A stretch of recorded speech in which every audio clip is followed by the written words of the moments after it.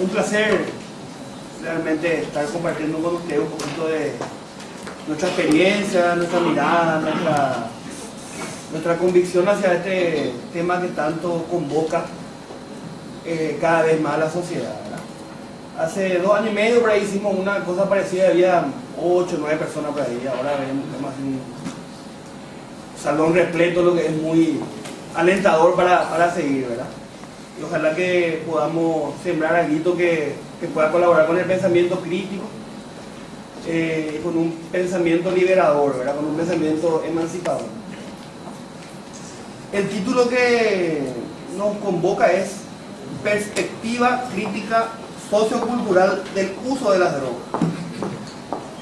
Vuelta en torno a esta palabra perspectiva. Perspectiva, ¿qué es lo que entendemos por perspectiva? Y es desde dónde mirar, desde dónde hacer, desde dónde sentir. ¿Qué lente es lo que nos ponemos para interpretar, abordar o comprender un fenómeno? Y en este caso, ante este fenómeno en el siglo XXI, en la sociedad occidental, en Latinoamérica, este fenómeno de las drogas es realmente un tema muy difícil de darle la vuelta, un tema. La droga es mercancía, es negocio, es mafia, es dolor, es desigualdad, es un montón de cosas, ¿verdad? Entonces, ¿desde dónde nos ponemos a pensar, ¿verdad? ¿Dónde nos paramos subjetivamente, desde dónde nos posicionamos? Y ahí nos sirve mucho a nosotros una frase del educador histórico, ¿verdad? Paulo Freire, brasilero, de los años 70, ¿verdad? Que dice, la cabeza piensa donde los pies caminan. La cabeza piensa donde los pies caminan. Entonces, una cosa es enterarse o darle un sentido al problema de las drogas o al fenómeno de las drogas desde lo que nos dice la prensa. Canal 9, ¿verdad? Que pone música de terror en una noticia y un usuario de droga flaquito caminando por ahí, el malviviente, no sé qué, tal cosa, tal otra. Esa es una forma de interpretar el fenómeno de la droga.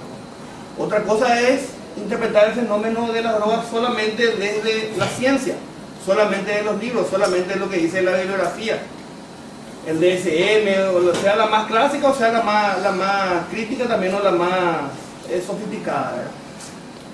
Otra cosa es interpretar o asumir o hacer algo al respecto desde un consultorio privado, donde viene un cierto estilo de persona,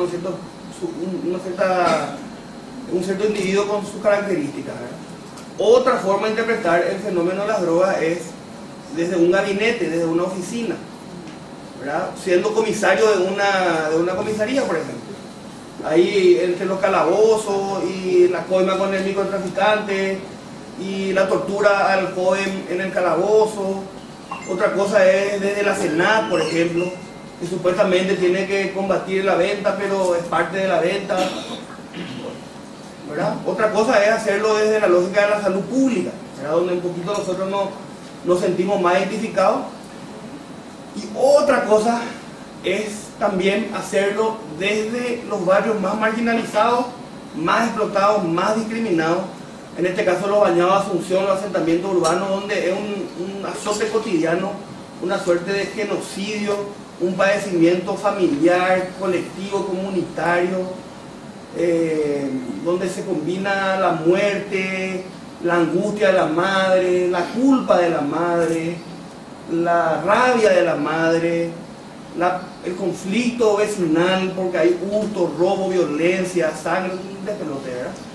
Entonces, nosotros optamos por asumir esta posición de pensar dónde los pies caminan, ¿verdad? Y básicamente, principalmente, fundamentalmente a nosotros nos toca más hacerlo desde ahí, ¿verdad? Desde los territorios, desde los asentamientos y de donde está la gente, ¿verdad? Otra convicción que tenemos, otra posición que asumimos es la de la filosofía de la praxis. Teoría y práctica. Teoría y práctica. Sin teoría acertada, no hay práctica acertada. Y sin práctica no hay tampoco autoridad acertada. Entonces hacer como este juego permanente de la acción y la reflexión permanentemente, ¿verdad? Hasta el final. Consideramos muy válido el pensamiento científico, respetamos el pensamiento científico, todo el acumulado, todo el estado del arte, todo el bagaje teórico que se ha acumulado desde la modernidad en cuanto a la psicología, al psicoanálisis, a la medicina, a los tratamientos.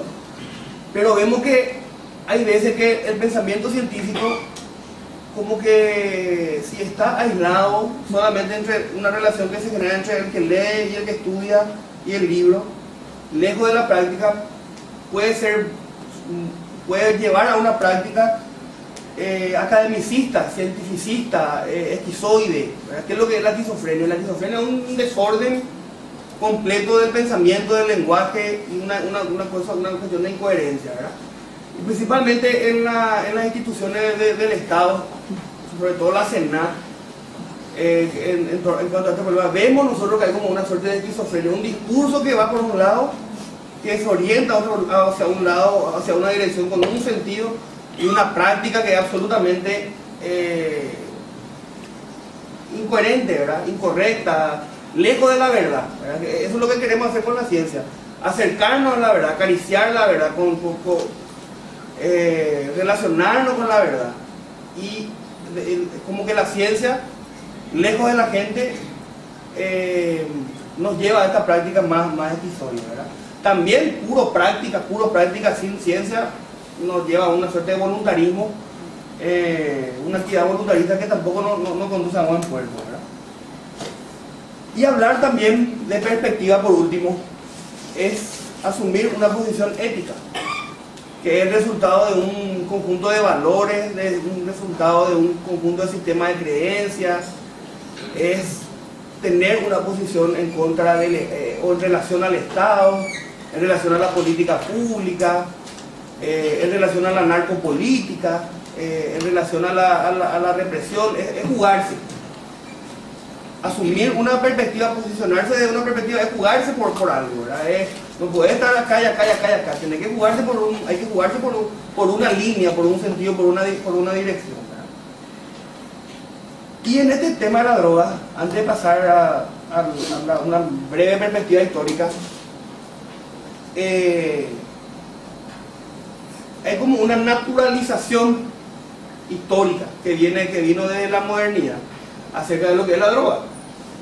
La droga es malo, el drogadicto es enfermo, el problema es la sustancia y hay que combatir la sustancia, hay que combatir al drogadicto o hay que hacer que deje de consumir.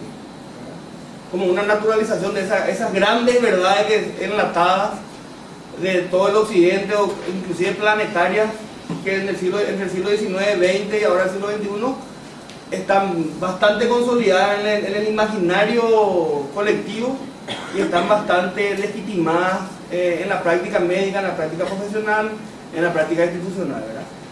Y la otra vertiente que tenemos es la que asume, la que interpreta, la que entiende que el problema de la droga responde a una construcción social, a una construcción simbólica, a una construcción material, a una construcción histórica.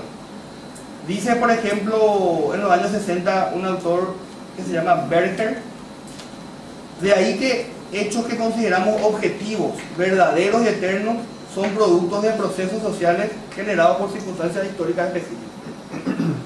Una cosa es consumir opio en el siglo XVII en el oriente, otra cosa es consumir chespi al lado del arroyo en